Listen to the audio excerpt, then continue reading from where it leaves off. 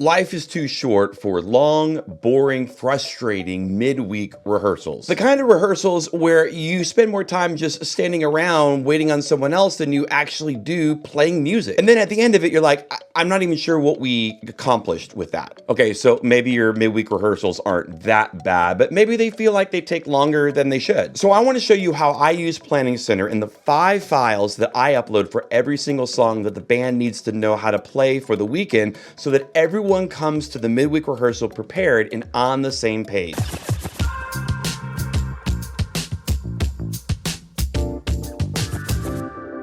Hi, I'm Dave Dolphin at practicalworshipblog.com, sharing ideas, tips, and practical advice for the worship leader that has to do it all. If you're trying to figure out how to do all the little extra things that comes along with being a leader of a worship ministry, hit that subscribe button and the little notification bell right next to it, and we'll be here to help every single week. Learning how to lead an effective band rehearsal is not something that I learned overnight. It was years and years of trying to figure out how can I best resource the band so that when we come into the midweek rehearsal, everyone's already kind of on the same page. There's already been work that's been done that becomes this foundation for an effective, good rehearsal. See, when I first started out as a worship leader, I would find myself like working with the drummer for 15 minutes, trying to communicate how I wanted a certain feel for a song, or maybe working with a singer on a certain harmony part, or waiting on a guitar player to learn how to play a certain lick because he learned it in the album key, but I want to drop it into a different key, and so he's needing to learn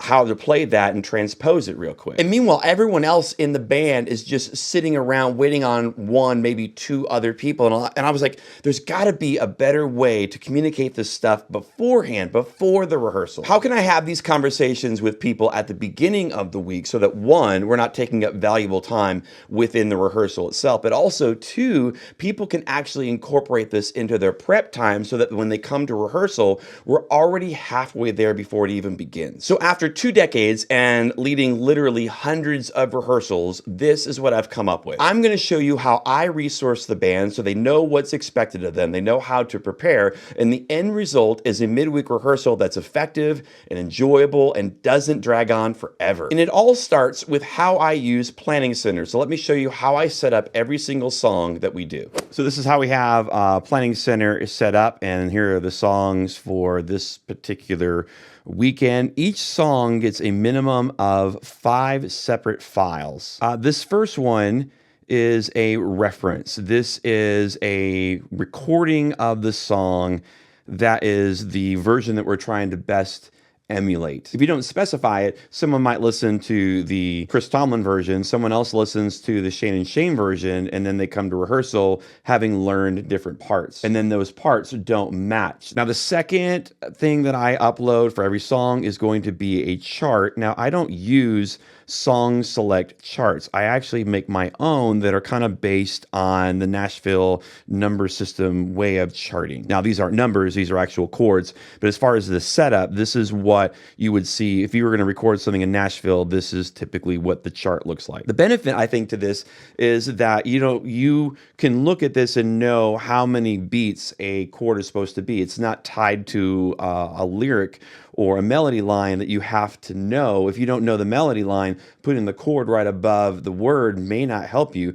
But this, if you understand the system, you know exactly where all the chord changes need to be. So let me give you another example of a different song. So the chord chart for this one looks like this. We know that this first measure is D. This next measure is going to be G, B minor, and G. If we have a situation like in the bridge where the measure is split between 2 chords, you put it in parentheses like this, and so we know that 2 beats go to G and 2 beats go to B minor. The other thing I do on my charts is that if we're going to do the bridge twice, it's on here twice. Like, you can follow this from top to bottom, and it's going to tell you the roadmap for the song. Now, drummers, if you give them a chart, they're kind of like, well, what do I do with this? And so I actually have charts specifically for the drummer, and basically it's the lyrics and then some notes off to the side on what to do. It's not like every single hit they need to do, but like here, I want the kick drum on 1, and let's do some tom hits on 1 and 3.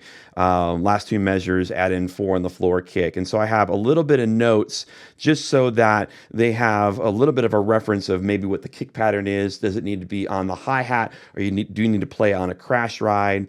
Just enough that, like, obviously they've heard what's in the reference. This gives them a kind of reminder, okay, the 4 on the floor kick pattern starts here. Now, besides the reference, we also have a version, an audio file that is uploaded that is the track. Like, we run tracks through Ableton, and so I make a version of that. I do a bounce of that particular track, and so they can hear everything. So now they have a version of the song that's in the correct key, it's in the correct order, and for example, if they're the lead electric player and maybe we're incorporating a rhythm electric part into the track as well, they can hear that. They know what the rhythm electric in the track's going to do, and they can base their part on the lead electric to do something else that's going to complement that. And this is the actual file. This is the actual track that they're going to listen to when they're actually at rehearsal and actually playing the song on a Sunday morning. And so if they can play to this, they can play on Sunday. Now, something I might do, I don't do it all the time, but sometimes I do, is I'll actually provide maybe some training videos. If there is like maybe what I think is a tricky part,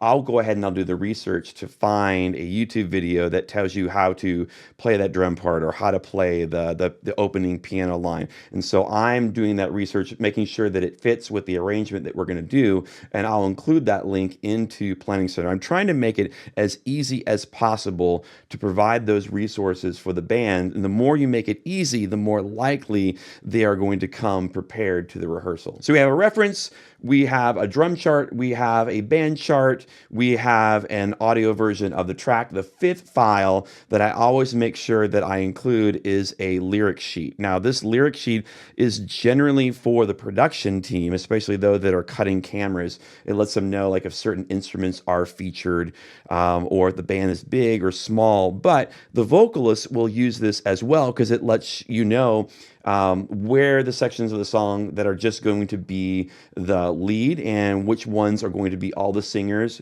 where a harmony might come in. And so it kind of gives some instructions to the vocalists on what parts to learn. They may not need to learn the verse super well if all they're going to do is choruses and maybe the back end of the bridge. And same thing with the chart. Like if we're going to do the chorus twice, then you're going to find it on here twice. Like this is the roadmap. If you follow it from start to finish, this is how we're going to do the song. Now, some of you may not be this structured when it comes to how you play the songs on Sunday morning, and you may not want to be this structured. Maybe you want the freedom to be able to do another chorus at the end or go back to the bridge. And if that's a better fit for your personality and what works at your church, I still think this applies. If we're honest with ourselves, we generally have a certain way that we like to run a particular song, and we know the places where we might go off the script. I think the best way to set up your band for those spontaneous moments is to have a specific plan. And then when the plan changes,